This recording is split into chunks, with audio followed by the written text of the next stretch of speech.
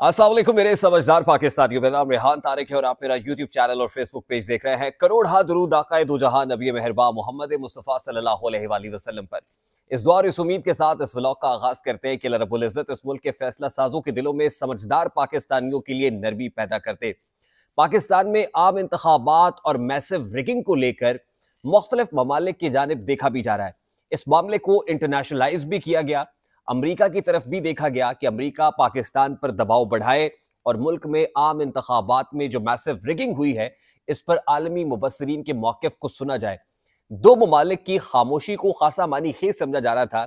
एक चीन है और दूसरा सऊदी अरेबिया है, और कहा यह जा रहा था कि चीन और सऊदी अरेबिया दोनों ने सरेंडर कर दिया है और पाकिस्तान को अब अमरीका की जानिब यानी अमरीका से रुजू करने का ही कहा है कि आप अपना किबला अमरीका की तरफ ही रखिए, हमें माफ कीजिए। और ऐसे में सऊदी अरेबिया की रिजर्वेशंस को लेके कुछ रूमर्स भी थी कि नवाज शरीफ से राब्ते से मुतालिक भी कुछ बातें हो रही हैं। अब चीन ने बाकायदा तौर पर बाज़ाब्ता ऐलान कर दिया है और एक इंतहाई अहम नौयत का बयान चीनी तर्जुमान की जानिब से सामने आ गया है। ये स्टेटमेंट क्या है और पाकिस्तान में होने वाले इंतखाबात के ऊपर चीन किस रद्देमल का इजहार कर रहा है, आज के इस व्लॉग में आपके सामने रखेंगे। और जरूरी इसलिए है कि जहां हम लोकल इस्टेब्लिशमेंट की बात करते हैं वहीं इंटरनेशनल इस्टेब्लिशमेंट शायद लोकल इस्टेब्लिशमेंट से कहीं ज्यादा इंपॉर्टेंट है, क्योंकि जो खित्ते के अंदर आने वाली तब्दीलियां हैं उस पर इंटरनेशनल इस्टेब्लिशमेंट का असर रसूख हमारी लोकल इस्टेब्लिशमेंट से कहीं ज्यादा है। दूसरी इंपॉर्टेंट चीज यह है कि सदर मुमलिकत का इंतहाई अहम बयान सामने आ गया है और उन्होंने कुछ इदारों की तवज्जो मबजूल कराई है पाकिस्तान तहरीक इंसाफ के साथ होने वाली नाइंसाफियों पर। और गुमान गालिब है कि सदर मुमलिकत जाते जाते कोई अटेम्प्ट भी करे जिससे पाकिस्तान तहरीक इंसाफ या इमरान खान की रिहाई का रास्ता आसान हो सके। और बैकडोर इस वक्त इमरान खान की रिहाई से मुतालिक जो मामला चल रहे हैं, कुछ डेवलपिंग स्टोरीज हैं जो मैच्योर हुई हैं, वो भी आपके सामने रखेंगे। और एक इंतहाई अहम प्रेस कॉन्फ्रेंस अब से कुछ देर बाद, यानी अब से कोई 1.5 से 2 घंटे के बाद ये प्रेस कॉन्फ्रेंस जिस वक्त मैं व्लॉग रिकॉर्ड करा रहा हूं, तो एक्सपेक्टेड है। एस्टैब्लिशमेंट ने बिलाखिर अपना फैसला सुना दिया और जिसको कहते हैं ना फाइन ट्यूनिंग होना, कुछ लोगों की खिंचाई भी हुई है, कान भी खींचे गए हैं और कान से पकड़कर जो वो चाहते हैं उस तरह का मंजरनामा बनाने की कोशिश की जा रही है। और लास्टली बड़ी इंपॉर्टेंट चीज जो आज के इस व्लॉग में डिस्कस करेंगे वो इंतखाबात पर आने वाला खर्चा है। तकरीबन कितना खर्चा आया है और कैंडिडेट्स की तरफ से कितनी स्पेंडिंग्स की गई हैं, इलेक्शन कमीशन ऑफ पाकिस्तान को ये इंतखाबात कितने में पड़े हैं, ये मामला भी आज के इस व्लॉग में आपके सामने रखेंगे। लेकिन उससे पहले मैं इंतहाई अदब से आपसे रिक्वेस्ट करता हूं कि अगर आपने हमारा चैनल सब्सक्राइब नहीं किया है तो चैनल को सब्सक्राइब कर लें। वीडियो पसंद आए तो लाइक और शेयर करना इसलिए मत भूलिएगा कि इससे हमारा मैसेज तक पहुंच सकता है। और अगर बेल आइकन प्रेस करेंगे तो ऐसी बहुत सारी वीडियोस तवातुर से और बर वक्त आपकी निगाह से गुजरती रहेंगी। मेरा ख्याल है सबसे पहले जरा आपको बता दें कि आम इंतखाबात 2024 से मुताल्लिक क्या स्टैट्स सामने आ रहे हैं। देखिए, आम इंतखाबात 2024 तकरीबन 1.5 खरब से जायद में पड़ गए हैं। हर पोल किए गए वोट, यानी मेरा और आपका वोट जो हमने पोल किया वो तकरीबन 2522 रुपए में पड़ा, यानी हम सबका वोट तकरीबन 2500 औसतन ऑन एवरेज 2500 का हमारा वोट था। इलेक्शन कमीशन ने आम इंतखाबात पर 48 अरब रुपए खर्च किए, लेकिन कुल अगर मालियत की बात की जाए कौमी और सूबाई असम्बलियों के इंतखाबात पर तो 1 खरब 52 अरब 65 करोड़ 91 लाख 50 हजार रुपए खर्च हुए हैं, यानी 1.5 खरब से भी जायद रकम इन इंतखाबात में स्पेंड हो गई है, जिसमें कैंडिडेट्स की तरफ से की गई स्पेंडिंग्स भी हैं, इलेक्शन कमीशन ऑफ पाकिस्तान की जानिब से की गई स्पेंडिंग्स भी हैं। सूबाई असम्बली के कैंडिडेट्स ने ज़ाहिर है अपने वोटर सपोर्टर को मोबिलाइज करने के लिए इंतखाबी मुहिम के ऊपर फिर जो गोशवारे जमा कराने होते हैं वो, उसके अलावा पोलिंग डे पर लोगों को मोबिलाइज करने के लिए जो ट्रांसपोर्ट इस्तेमाल की जाती है, उस सब का जो कुल मिला के खर्चा है इलेक्शन कमीशन ऑफ पाकिस्तान का सिक्योरिटी उमूर का, वो तकरीबन 1 खरब और 52 अरब 65 करोड़ 91 लाख 50 हजार बनता है।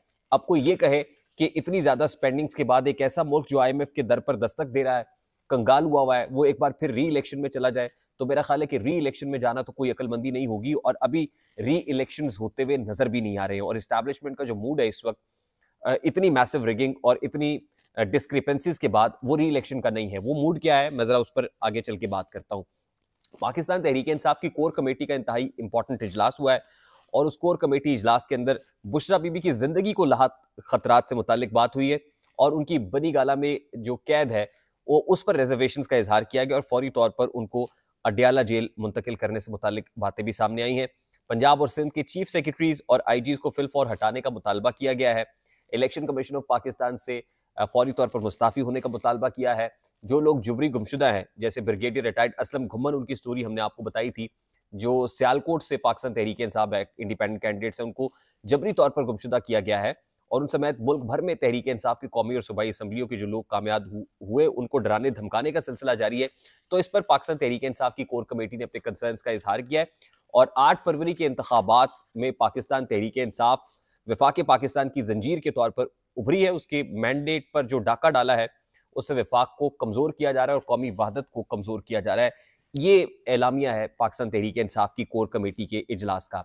अब इंतहाई अहम बात यह है कि आज पाकिस्तान पीपल्स पार्टी और पाकिस्तान मुस्लिम लीग नून की मुज़ाकराती कमेटी की 5वीं बैठक इसहाक डार की रिहाइश का इस्लामाबाद में हो रही है, और ये इंतहाई गैर मामूली नौयत की बैठक है, क्योंकि इसमें जो पीपल्स पार्टी और PMLN के बड़े हैं उनको इस्टेब्लिशमेंट की तरफ से तलब किया गया है। शायद यही वजह है कि वो प्रेस कॉन्फ्रेंस जो एक्सपेक्टेड थी कि 5 से 6 बजे के दरमियान आ जाएगी, वो प्रेस कॉन्फ्रेंस अभी तक नहीं आई है। और जिस वक्त मैं आपसे बात कर रहा हूँ तो हमारे ज़राए बता रहे हैं कि इस इजलास के अंदर अच्छी खासी गर्मा गर्मी हुई है, एक्सचेंज ऑफ वर्ड्स भी हुए हैं। पीपल्स पार्टी और PMLN के जो टर्म्स हैं वो आपस में ठीक नहीं है, और PMLN हुकूमत लेने के लिए राजी नहीं है।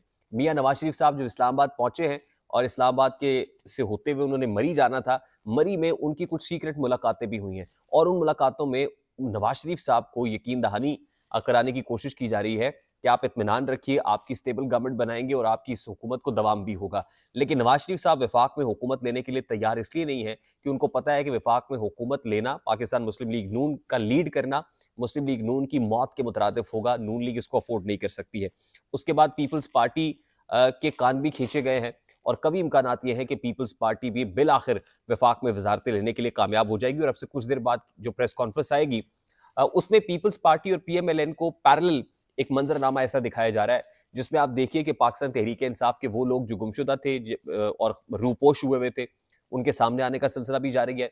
उसमें बेशक सेनेटर फैसल जावेद हों, वो सामने आ गए। उमर अयूब की तरफ से आज के दिन में दूसरी इंपॉर्टेंट प्रेस कॉन्फ्रेंस की गई है। उमर अयूब दिखाई दे रहे हैं, अलीमीन गंडापुर दिखाई दे रहे हैं। और गैर मामूली बात यह कि पाकिस्तान तहरीक इंसाफ की प्रेस कॉन्फ्रेंसेस को एहतमाम से मेन स्ट्रीम मीडिया के ऊपर दिखाया भी जा रहा है। आज पहले मजलिस वहदतुल मुस्लिमीन और सुन्नी इत्तेहाद काउंसिल के साथ जो मुश्तरका प्रेस कॉन्फ्रेंस हुई वो दिखाई गई। उसके बाद अब से कुछ देर पहले JUI शिरानी ग्रुप के असद कैसर और बैरिस्टर गौहर अपने वफ्द के हमरा पहुंचे, उस प्रेस कॉन्फ्रेंस को लाइव कट किया गया। अभी तक पीपल्स पार्टी और PMLN की प्रेस कॉन्फ्रेंस नहीं आ रही, लेकिन अब तक 3 प्रेस कॉन्फ्रेंसेस पाकिस्तान तहरीक इंसाफ की दिखाई जा चुकी हैं। मैंने आपको बताया ना कि कोई तो है जो निजाम हस्ती चला रहा है, और वो बता रहा है कि भाई पैरेलल हम अपना काम कर रहे हैं। एक ऐसी मंजिल की तरफ हम गामजन है कि जिसमें हम इमरान खान को छोड़ भी देंगे, इमरान खान पर ब्रीदिंग स्पेस भी जो है वो क्रिएट कर दी जाएगी, और आप लोगों के लिए मुश्किल भी पैदा हो जाएगी। और ये मंजर दिखाने का मकसद ये है कि आप लोग इकट्ठे हो जाओ। अगर इकट्ठे ना रहे, बटे हुए रहे, तो फिर मामला आपके हाथ से निकल जाएंगे। और कभी इम्कानात ये है कि जो इमरान खान साहब को ऑन बोर्ड लिया जा रहा है, उनको गारंटीज दी जा रही है, तो उसके बाद जो भी एक नया मंजरनामा या खाका बनेगा उसमें इमरान खान की इनपुट भी शामिल होगी। ये मैं बावसूक अंदाज में आपको बता रहा हूँ। सदर मुमलिकत डॉक्टर आरिफ अलवी ने एक इंपॉर्टेंट स्टेटमेंट दिया है, और आरिफ अलवी साहब कहते हैं कि अफसोस है कि काबिल अफराद को सियासत से निकाला जा रहा है।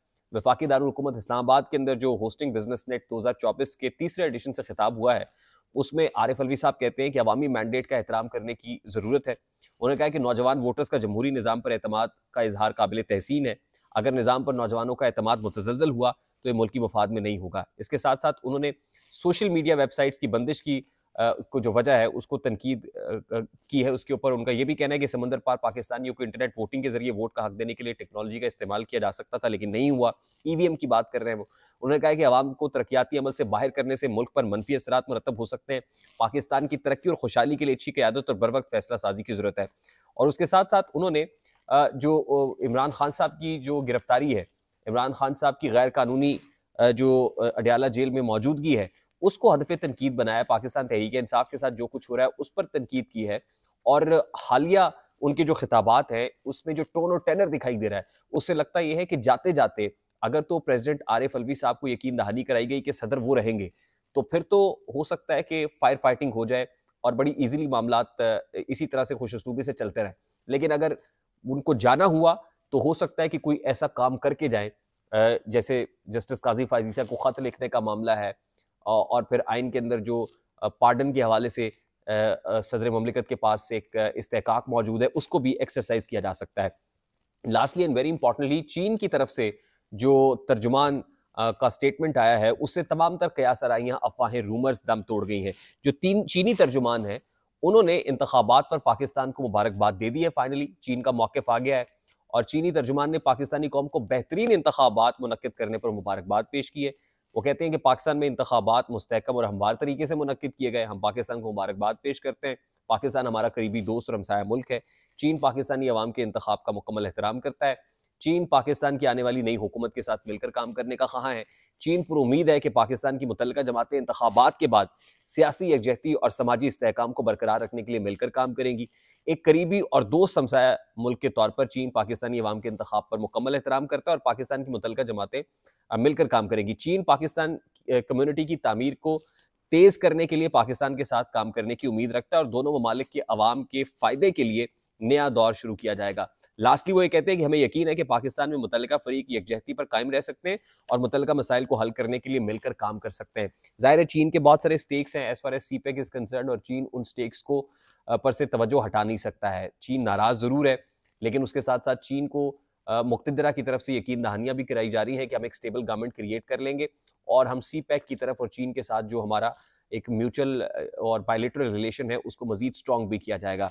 तो चीन को पैरेलल कायल करने की कोशिश हो रही है और तीन वो जो गारंटर्स हैं, तीन इंटरनेशनल इस्टेब्लिशमेंट के ममालिक, उनकी गारंटीज़ भी मांगी जा रही हैं और आने वाले दिनों में ये गारंटीज़ इमरान खान साहब के लिए जो सुख का सांस लेने की फ़ज़ा है उसके क़याम के लिए भी बड़ी इंपॉर्टेंट होने वाली हैं। मुझे रेहान तारिक को इजाज़त दीजिए। जाते जाते मैं आपसे रिक्वेस्ट करूंगा कि अगर आपने हमारा चैनल सब्सक्राइब नहीं किया तो चैनल को सब्सक्राइब कर ले। वीडियो पसंद आए तो लाइक और शेयर करना हरगिज़ मत भूलिएगा।